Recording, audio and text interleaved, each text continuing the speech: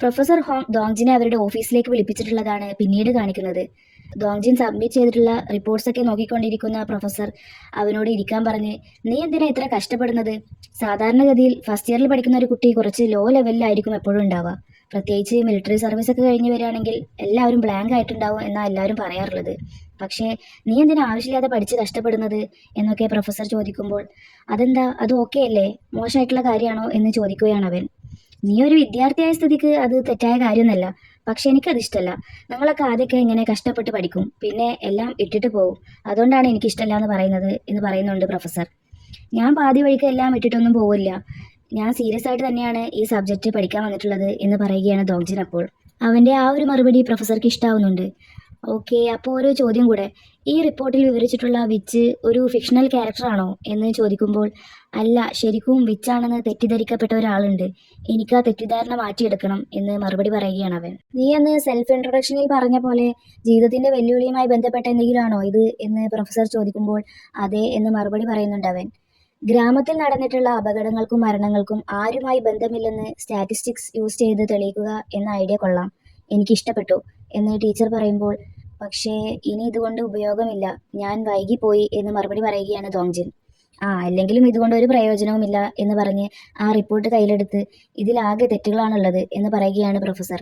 ദോങ്ജിൻ മനസ്സിലാവാത്തതുപോലെ നോക്കുന്നത് കണ്ട് പ്രൊഫസർ അവനക്ക് എക്സ്പ്ലെയിൻ ചെയ്തു കൊടുക്കുന്നുണ്ട്. സെലക്റ്റീവ് ആപ്ലിക്കേഷൻ ഓഫ് സ്റ്റാറ്റിസ്റ്റിക്സ്, അതായത് നീ ആദ്യം തന്നെ അവൾ വിച്ചല്ല എന്ന ആൻസർ അങ്ങ് തീരുമാനിച്ചു, എന്നിട്ട് ആ ആൻസർ വരുന്ന രൂപത്തിൽ സ്റ്റാറ്റിസ്റ്റിക്സ് ഉണ്ടാക്കി, അതല്ല മാത്സ് എന്നൊക്കെ പറഞ്ഞ് അവൻ തയ്യാറാക്കിയ റിപ്പോർട്ടും അതിൻ്റെ കൂടെ കുറച്ച് ക്വസ്റ്റ്യൻസും കൊടുത്ത് എല്ലാം വെരിഫൈ ചെയ്ത് അവൾ വിച്ചാണോ അല്ലയോ എന്ന് ക്ലിയർ ചെയ്യൂ എന്ന് പറയുകയാണ് പ്രൊഫസർ. ആദ്യം മുതൽ തന്നെ തുടങ്ങിക്കോ, അതാവും നല്ലത് എന്ന് പറയുമ്പോൾ സംശയത്തോടെ അവൻ പ്രൊഫസറെ നോക്കുന്നത് കണ്ട്, എന്താ നിനക്കിതൊക്കെ ഇട്ടെറിഞ്ഞു പോകണോ എന്ന് ചോദിക്കുകയാണ്. പ്രൊഫസർ കൊടുത്തിട്ടുള്ള ആ ക്വസ്റ്റ്യൻസിന്റെ എല്ലാം ആൻസർ കണ്ടെത്താനുള്ള ശ്രമത്തിലാണ് നമ്മുടെ ദോങ്ജിൻ ഇപ്പോൾ. അതിനുവേണ്ടി അവൻ നന്നായി പരിശ്രമിക്കുന്നുണ്ട്. ആദ്യം തന്നെ അവരുടെ ഗ്രാമത്തിലും മറ്റുള്ള ഏരിയയിലും നടന്ന ഇൻസിഡൻസിനെ തമ്മിൽ താരതമ്യം ചെയ്യാണ്. മീതോങ് ഹൈസ്കൂളിൽ നടന്ന ആക്സിഡന്റിന്റെയും മരണത്തിന്റെയും റേറ്റ് മറ്റുള്ള ഹൈസ്കൂളിനെ വെച്ച് നോക്കുമ്പോൾ ഒരുപാട് കൂടുതലാണ്. അടുത്തത് ട്രാഫിക് ആക്സിഡൻസ് റേറ്റ്, അതും ഇവരുടെ ഏരിയയിലാണ് കൂടുതലുള്ളത്. അതുപോലെ നടന്ന സംഭവങ്ങൾക്കൊന്നും പരസ്പര ബന്ധമോ പൊതുവായ എന്തെങ്കിലും കാരണങ്ങളോ ഒന്നും തന്നെ ഇല്ല എന്നൊക്കെയാണ് അവൻ ഓരോ ക്വസ്റ്റ്യന്റെയും ആൻസർ കണ്ടെത്തുമ്പോൾ കിട്ടിയിരുന്നത്. അവസാനത്തെ ക്വസ്റ്റ്യൻ ഈ ഇൻസിഡൻസിന്റെയും ഒക്കെ അടിസ്ഥാന ഘടകം എന്താണെന്ന് കണ്ടെത്താനുള്ളതായിരുന്നു. ദോങ്ജിൻ എല്ലാ ഇൻസിഡൻസും എടുത്തു നോക്കുമ്പോൾ എല്ലാ ആക്സിഡൻസിന്റെയും ഇൻസിഡൻസിന്റെയും എല്ലാം കോമൺ ആയിട്ടുള്ള ഒരേ ഒരു ഘടകം മാത്രമേ ഉണ്ടായിരുന്നുള്ളൂ. എല്ലാത്തിന്റെയും ആൻസർ കണ്ടെത്തിയ ദോങ്ജിൻ ചെന്നെത്തിയത് എല്ലാവരും പറയുന്ന അതേ ഘടകത്തിലേക്ക് തന്നെയാണ്, മീജിയോങ്. മീജോങ് ശരിക്കും വിച്ചാകുമോ എന്നൊരു സംശയം അവന്റെ ഉള്ളിലേക്ക് എത്തുന്നുണ്ട്. ക്ലാസ് കഴിഞ്ഞ് വരുമ്പോൾ മഴയത്തിരിക്കുന്ന ദോങ്ജിനെയാണ് കാണുന്നത്. അവൻ വേഗം ദോങ്ജിന്റെ അടുത്തേക്ക് ചെന്ന് കുട അവന് നേരെ നീട്ടി, നീ എന്താ ഈ മഴയത്തിരിക്കുന്നത്, നിനക്ക് ജലദോഷം വല്ലതും പിടിച്ചാൽ പിന്നെ എന്ത് ചെയ്യും എന്നവൻ ചോദിക്കുമ്പോൾ ദോങ്ജിൻ സങ്കടത്തോടെ അവനെ നോക്കി, എൻ്റെ കണക്കുകൂട്ടലുകളെല്ലാം തെറ്റായിരുന്നു എന്ന് പറയുകയാണ്. എന്താണ് കാര്യം എന്ന് അവൻ ചോദിക്കുമ്പോൾ, എനിക്കിതുവരെ ഒരു വഴിയും കണ്ടെത്താനായില്ല, എനിക്ക് അവളെ രക്ഷിക്കാൻ കഴിയുമെന്ന് തോന്നുന്നില്ല എന്നൊക്കെ പറഞ്ഞ് അവൻ നിർത്താതെ കരയുകയാണ്. കാലം കടന്നുപോയതേ അറിയുന്നില്ല. അവർ കോളേജിൽ നിന്ന് ഗ്രാജുവേറ്റ് ചെയ്യാനായി. ജുൻഹ്യുക് പോലീസ് സിവിൽ സർവീസ് എക്സാമിന് വേണ്ടി പ്രിപ്പയർ ചെയ്തുകൊണ്ടിരിക്കുന്നതാണ് കാണിക്കുന്നത്. ഗ്രാജുവേഷന് ശേഷം സ്റ്റാറ്റിസ്റ്റിക്സ് പ്രൊഫസറുടെ റെക്കമെൻഡേഷൻ വഴി ദോങ്ജിന് ഷൈൻ സൊല്യൂഷൻ എന്ന കമ്പനിയിൽ ഡാറ്റ മൈനറായി ജോബ് ലഭിക്കുന്നുണ്ട്. അതുപോലെ ജുൻഹ്യുക് ഇപ്പോൾ ഒരു ഡിറ്റക്റ്റീവാണ്. രണ്ടുപേരുടെയും ജോലി തിരക്കുകൾ കാരണം അവർക്കിപ്പോൾ മീറ്റ് ചെയ്യാനൊന്നും അധികം സാധിക്കാറില്ല. എന്തോ ഒരു വിഷമത്തോടെ ഹോസ്പിറ്റൽ റൂമിൽ നിന്ന് വരുന്ന ദോങ്ജിന്റെ അമ്മയാണ് പിന്നീട് കാണിക്കുന്നത്. വീട്ടിലെത്തിയ അമ്മ ഫോൺ എടുത്ത് വിളിക്കണോ വേണ്ടയോ എന്ന് കുറെ നേരം സംശയിച്ചു നിന്നതിന് ശേഷം അവർ ദോങ്ജിനെ വിളിക്കുന്നുണ്ട്. ഓഫീസിൽ നിന്നിറങ്ങി താമസിക്കുന്ന വീട്ടിലേക്ക് പോകാനായി നിൽക്കുകയായിരുന്നു ദോങ്ജിൻ. അവരുടെ കുശലാന്വേഷണങ്ങൾക്ക് ശേഷം വിളിക്കാനുണ്ടായ കാരണം പറയുകയാണ് അമ്മ. മോനെ, എനിക്ക് ഒട്ടും വയ്യാത്തതുകൊണ്ട് ഞാനിന്ന് ഹോസ്പിറ്റലിൽ പോയിരുന്നു. എനിക്ക് കാര്യമായിട്ട് എന്തോ അസുഖം ഉണ്ടെന്നാ തോന്നുന്നത്. അതുകൊണ്ട് ഡോക്ടർ സോളിൽ പോയി ചികിത്സിക്കണം എന്നാ പറയുന്നത് എന്നൊക്കെ അമ്മ പറയുമ്പോൾ ദോങ്ജിൻ തളർന്നു പോകുന്നുണ്ട്.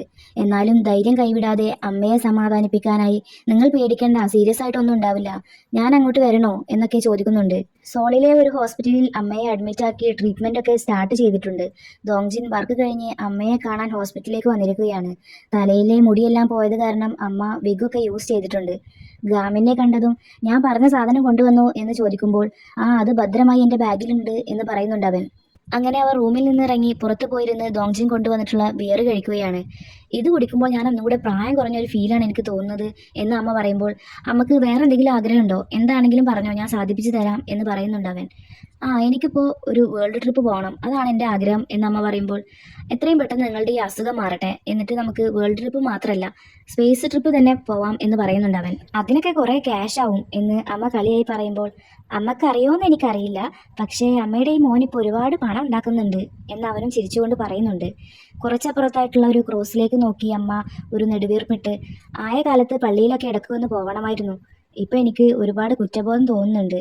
അതിപ്പോൾ ദൈവത്തിൻ്റെ കാര്യത്തിലായാലും വേറെ പല കാര്യത്തിലും. ഇനിയിപ്പോൾ എത്ര നാളാണ് ഞാൻ ഉണ്ടാവുകയെന്ന് പറയാൻ പറ്റില്ലല്ലോ എന്നൊക്കെ അമ്മ പറയുമ്പോൾ, സങ്കടം വന്ന ദോങ്ജിൻ, ആരാ നിങ്ങൾ മരിക്കുമെന്ന് പറഞ്ഞത്? അങ്ങനെയുള്ള സംസാരമൊക്കെ ഒന്ന് നിർത്തുമോ എന്ന് ചോദിക്കുകയാണ് അവൻ. മോനെ, നാട്ടിൽ ചെന്നിട്ട് നമ്മുടെ വീടും അതുപോലെ ഷോപ്പും വിൽക്കാനുള്ള ഏർപ്പാടുകളൊക്കെ ചെയ്തോ? കാര്യങ്ങളൊക്കെ കൈവിട്ട് പോയിട്ടുണ്ട് എന്നൊക്കെ അമ്മ പറയുമ്പോൾ, പെട്ടെന്ന് തന്നെ നിങ്ങളുടെ അസുഖം ഭേദമായിട്ട് നിങ്ങൾക്ക് വീട്ടിൽ പോകാൻ പറ്റും, പിന്നെന്തിനാ വീടൊക്കെ വിൽക്കുന്നത് എന്ന് ചോദിക്കുകയാണ് അവൻ. ചെയ്യാൻ പറ്റുന്ന സമയത്ത് അതൊക്കെ ചെയ്തു വെക്ക്. അതൊക്കെ വിറ്റാൽ തന്നെ പകുതി തലവേദന മാറി കിട്ടും. എനിക്കും അതാണ് നല്ലത്, സ്വസ്ഥതയിലൊക്കെ ഇരിക്കാലോ. എന്നാലും നമ്മൾ ബ്ലെസ്ഡ് ആണ് എന്നൊക്കെ അമ്മ പറയുമ്പോൾ, എന്ത് ബ്ലെസ്ഡ് എന്നാണ് നിങ്ങൾ പറയുന്നത്? നിങ്ങൾക്ക് അസുഖം വന്നതോ? അതാണോ ബ്ലെസ്സിങ് എന്നൊക്കെ ചോദിച്ച് ചൂടാവുകയാണ് ദോങ്ജിൻ.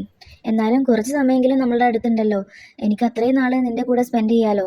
നിന്റെ അച്ഛനൊക്കെ പെട്ടെന്നല്ലേ പോയത് എന്നൊക്കെ പറഞ്ഞ് അമ്മ വീണ്ടും പറയുന്നു. ഞാൻ മരിച്ചാൽ എന്നെ അടക്കം ചെയ്യാൻ കൊണ്ടുപോകുമ്പോൾ പൂക്കളാൽ ഡെക്കറേറ്റ് ചെയ്തിട്ടുള്ള ബെയർ വേണം. ഇപ്പോഴത്തെ കാലത്ത് ആരും അങ്ങനെ ഫ്ലവർ ബെയറിൽ കൊണ്ടുപോകുന്നത് കാണാറില്ല. പക്ഷേ എനിക്കത് വേണം. നിന്റെ അച്ഛനെ കാണാൻ പോകുമ്പോൾ അണിഞ്ഞൊരുങ്ങി നല്ല ഭംഗിയിൽ തന്നെ പോകണം. എനിക്ക് വേണ്ടി നീ അത് ചെയ്യില്ലേ എന്ന് ചോദിക്കുമ്പോൾ അവൻ സങ്കടം കടിച്ചു പിടിച്ച് തലയാട്ടുന്നുണ്ട്. പിറ്റേ ദിവസം അവൻ നാട്ടിലേക്ക് പോയി ഷോപ്പ് വിൽപ്പനയ്ക്കിടാൻ റിയൽട്ടറിനെ ഏൽപ്പിക്കുന്നതാണ് കാണിക്കുന്നത്. അപ്പോൾ വീട് വിൽക്കുന്നില്ലേ? നിന്നെക്കൊണ്ട് വീട് മെയിൻറ്റെയിൻ ചെയ്യാൻ കഴിയോ?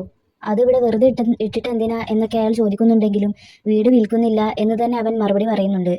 അപ്പോൾ മറ്റേ വീടോ, അതും വിൽക്കുന്നില്ലേ എന്ന് അയാൾ ചോദിക്കുമ്പോൾ, അതേത് വീട് എന്ന് മനസ്സിലാകാത്തത് കൊണ്ട് അവൻ ചോദിക്കുന്നുണ്ട്.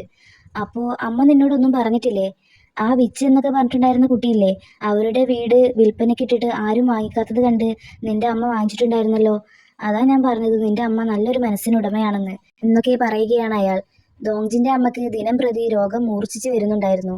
ഇപ്പോൾ ബെഡിൽ നിന്ന് എഴുന്നേൽക്കാൻ പോലും കഴിയാത്ത അവസ്ഥയിലാണുള്ളത്. ഒരു ദിവസം ദോങ്ജിൻ അമ്മയെ പരിപാലിച്ചു കൊണ്ടിരിക്കുന്ന സമയത്ത് അവൻ അമ്മയോട് പാർക്ക് മീജോങ്ങിന്റെ വീട് എന്തുകൊണ്ടാണ് വാങ്ങിച്ചത് എന്ന് ചോദിക്കുന്നുണ്ട്. നിനക്കറിയോ, അവളെ ആ നാട്ടിൽ നിന്ന് പുറത്താക്കാനുള്ള പ്രധാന കാരണം ഞാനൊരാളാണ്. നാട്ടിലെ ആൺകുട്ടികൾക്കെല്ലാം ഓരോരോ അപകടങ്ങൾ സംഭവിക്കുന്നതും അതിൻ്റെ മേൽ വഴക്കുണ്ടാക്കുന്നതൊക്കെ ഞാൻ കാണുന്നുണ്ടായിരുന്നു. അവിടെയുള്ളവരൊക്കെ എൻ്റെ മകനെയും അവളുടെ കണ്ണിൽ പെടാതെ സൂക്ഷിച്ചോ എന്ന് മുന്നറിയിപ്പൊക്കെ തന്നിരുന്നു. അപ്പോൾ ഞാനതൊന്നും കാര്യമാക്കിയിരുന്നില്ല. നീ കോളേജിലൊക്കെ പോയതിന് ശേഷം ഒരു ദിവസം ഞാൻ നിൻ്റെ റൂം വൃത്തിയാക്കുന്നതിനിടയിലാണ് അവിടെ കുറച്ച് ഫോട്ടോസ് കണ്ടത്. അതെടുത്ത് നോക്കിയപ്പോൾ അതിൽ ആ പെൺകുട്ടിയുടെ ഫോട്ടോയും ഉണ്ടായിരുന്നു. അത് കണ്ടപ്പോൾ എനിക്ക് ആകെ ടെൻഷനായി. പിന്നീട് അവളുടെ അച്ഛൻ്റെ മരണശേഷം ഗ്രാമത്തിലുള്ളവരെല്ലാവരും കൂടെ യോഗം ചേർന്ന് അവളെ നാട്ടിൽ നിന്ന് പറഞ്ഞയക്കാൻ തീരുമാനമെടുത്തു. അതിന് മുൻകൈ എടുത്തത് ഞാനായിരുന്നു. അങ്ങനെ ഞങ്ങളെല്ലാവരും കൂടെ അവളുടെ വീട്ടിൽ പോയി. ഡോറ് തുറന്നു വന്ന അവളുടെ ആ ദയനീയമായ മുഖം കണ്ടപ്പോൾ എൻ്റെ മനസ്സാകെ തകർന്നു. പക്ഷേ എൻ്റെ കൂടെ വന്നവരെല്ലാം അവളോട് ചൂടായിക്കൊണ്ട് സംസാരിച്ചു. അവരെന്തെങ്കിലുമൊക്കെ ഒരു സൊല്യൂഷൻ പറയുന്നതിന് മുമ്പേ അവൾ ഈ നാട്ടിൽ നിന്ന് പൊയ്ക്കോളാമെന്ന് വാക്ക് കൊടുത്തു. ഞാൻ അവരെല്ലാവരും കൂട്ടി അവളുടെ വീട്ടിൽ നിന്ന് പുറത്തിറങ്ങുമ്പോഴുള്ള അവളുടെ ആ നിൽപ്പ് എന്നെ വല്ലാതെ അലട്ടി. ആരോരുമില്ലാതെ കരയാൻ പോലും കഴിയാതെയാണ് ആ കുട്ടി അന്ന് അവിടെ നിന്നിരുന്നത്.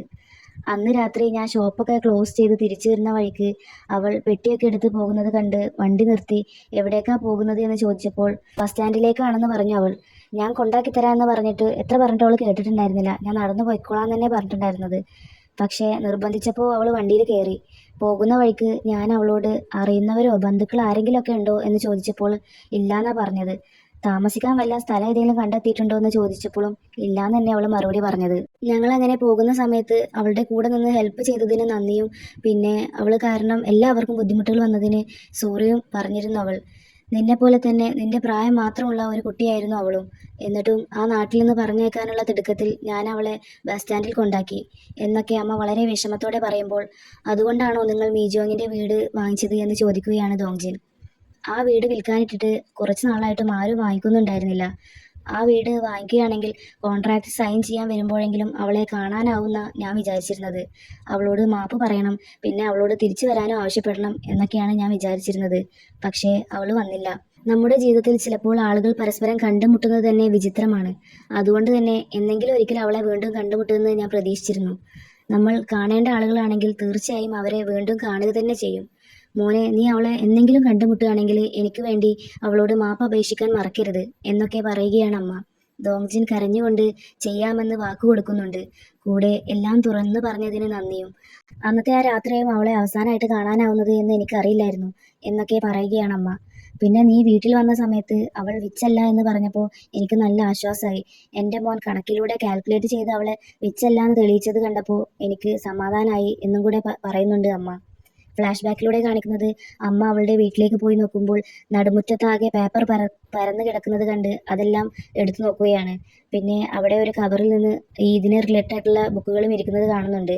അമ്മ പേപ്പറുകളെല്ലാം എടുത്ത് അയൺ ചെയ്ത് വൃത്തിയാക്കി ഓരോന്നും സൂക്ഷ്മതയോടെ വായിച്ചു നോക്കുന്നത് നമുക്ക് കാണാം. അമ്മയോടുള്ള അവൻ്റെ സ്നേഹം തുറന്നു പറഞ്ഞ് അവൻ കെട്ടിപ്പിടിക്കുന്നത് വല്ലാത്തൊരു ഇമോഷണൽ സീനാണ്. നമ്മൾ അറിയാതെ തന്നെ നമ്മുടെ കണ്ണിൽ നിന്നും കണ്ണുനീർ വന്നു പോകും. പിന്നീട് ദോങ്ജിന്റെ വീടാണ് കാണിക്കുന്നത്. ജുൻഹ്യുക് ചുമരിലുള്ള ദോങ്ജിന്റെ ചെറുപ്പം തൊട്ടുള്ള ഫോട്ടോസൊക്കെ നോക്കിക്കൊണ്ട് നിൽക്കുകയാണ്. ദോങ്ജിൻ ആൽബം മറിച്ചു നോക്കുന്നതും നമുക്ക് കാണാം. കുടുംബക്കാരെയും ബന്ധുക്കളെയും ഒക്കെ വിവരം അറിയിച്ചില്ലേ എന്ന് ജുൻഹ്യുക് ചോദിക്കുമ്പോൾ അവൻ തലയാട്ടുന്നുണ്ട്. ദോങ്ജിൻ ആൽബത്തിലേക്ക് നോക്കി, എൻ്റെ അച്ഛൻ ഉപയോഗിച്ചിരുന്ന ആ ക്യാമറ എനിക്ക് ഒത്തിരി ഇഷ്ടമാണെന്ന് എനിക്ക് അറിയുന്നതല്ലേ. ദോങ്ജിൻ്റെയും അമ്മയുടെയും ചെറുപ്പത്തിലെ ഫോട്ടോസിലേക്ക് നോക്കി, ഇതെല്ലാം എൻ്റെ അച്ഛനെടുത്ത ഫോട്ടോസാണ്. ഞാനും എപ്പോഴും എൻ്റെ ഫ്രണ്ട്സിൻ്റെയൊക്കെ ഫോട്ടോസ് എടുത്തു കൊടുക്കുമായിരുന്നു. കൂടാതെ തെരുവ് പൂച്ചകൾ, പട്ടികൾ, മരങ്ങൾ, ആകാശം വരെ എടുത്തിട്ടുണ്ട് എന്നൊക്കെ പറയുകയാണ് അവൻ. എന്നിട്ട് ഇമോഷണലായിട്ട്, പക്ഷേ ഞാൻ ഇതുവരെ എൻ്റെ അമ്മയുടെ ഒരു ഫോട്ടോ പോലും എടുത്തിട്ടില്ലായിരുന്നു, ഒരെണ്ണം പോലും. ഒരിക്കൽ പോലും അമ്മയുടെ ഫോട്ടോ എടുത്തിട്ടില്ല എന്നൊക്കെ പറഞ്ഞ് ഇതിലൊന്നും അമ്മയുടെ ഒരു ഫോട്ടോ പോലും കാണാനില്ല. എനിക്ക് ഫോട്ടോ എടുക്കുന്നത് അത്രയ്ക്ക് ഇഷ്ടമായിട്ടും എൻ്റെ അമ്മയുടെ ഒറ്റയ്ക്കുള്ള ഒരു ഫോട്ടോ എങ്കിലും ഞാൻ എടുത്തിട്ടില്ലല്ലോ എന്നൊക്കെ പറഞ്ഞ് പൊട്ടി പൊട്ടി കരയുകയാണ് അവൻ. ദോങ്ജിൻ്റെ ഹൈസ്കൂൾ ഗ്രാജുവേഷൻ ഡേക്ക് അവൻ്റെ കൂടെ നിന്നെടുത്ത അമ്മയുടെ ഫോട്ടോ ക്രോപ്പ് ചെയ്തിട്ടാണ് ഫ്യൂണറൽ ചടങ്ങിന് ഉപയോഗിച്ചിട്ടുള്ളത്. അമ്മയുടെ ആഗ്രഹപ്രകാരം തന്നെ പൂക്കളാൽ അലങ്കരിച്ച ബെയറിൽ തന്നെയാണ് അമ്മയെ അടക്കം ചെയ്യാൻ കൊണ്ടുപോകുന്നത്. ഫ്യൂണറൽ ചടങ്ങൊക്കെ കഴിഞ്ഞ് വീട്ടിലെത്തിയ അവൻ അമ്മയുടെ സാധനങ്ങളൊക്കെ എടുത്തു നോക്കുമ്പോൾ ഒരു ബോക്സിൽ വളരെ ഭദ്രമാക്കി വെച്ച അവൻ്റെ ആ സ്റ്റാറ്റിസ്റ്റിക്സ് റിപ്പോർട്ട്സും ബുക്കുകളും കാണുന്നുണ്ട്. അതൊക്കെ എടുത്തു നോക്കിയപ്പോൾ അമ്മയുടെ ഫിംഗർ പ്രിൻ്റ് അതിൽ കണ്ട അവൻ ഈ മാത്സൊക്കെ മനസ്സിലാക്കാനായി അമ്മ എത്ര തവണ ഇത് നോക്കിയിട്ടുണ്ടാവും. അവൾ വിച്ചല്ല എന്ന് ഞാൻ തെളിയിച്ച ഈ തെറ്റായ റിപ്പോർട്ട് അമ്മ ശരിക്കും വിശ്വസിച്ചിട്ടുണ്ടായിരിക്കണം എന്നൊക്കെ ചിന്തിക്കുകയാണ് ദോങ്ജിൻ. നീ ഒരു പക്ഷേ വിച്ചായെന്നിരിക്കാം, എന്നാലും ഒരിക്കലും ഒരു ഡീമൺ അല്ല. അതുകൊണ്ട് എൻ്റെ അമ്മയുടെ ആത്മാർത്ഥമായ വാക്കുകൾ പോലെ നീ ഒരു വിച്ചല്ലെന്ന് ഞാൻ തീർച്ചയായും തെളിയിക്കും എന്ന് അവൻ ദൃഢനിശ്ചയത്തോടെ പറയുന്നിടത്തു നിന്നാണ് ഈ എപ്പിസോഡ് അവസാനിക്കുന്നത്.